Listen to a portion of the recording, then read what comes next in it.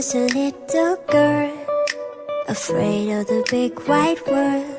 She grew up within her castle walls. Now and then she tried to run, and then on a night with the setting sun, she went in the woods away, so afraid, all alone. They warned her, don't go there, there's creatures who are hiding in the dark. Then something came creeping, it told her, don't you worry, just follow everywhere I go.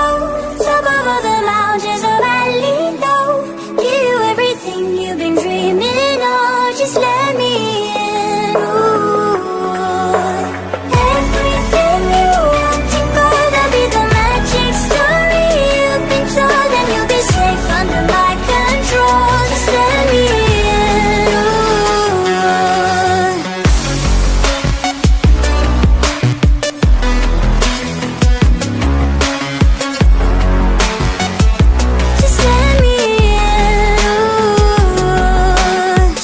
She was hypnotized and walking on cold thin ice. Then it broke and she awoke.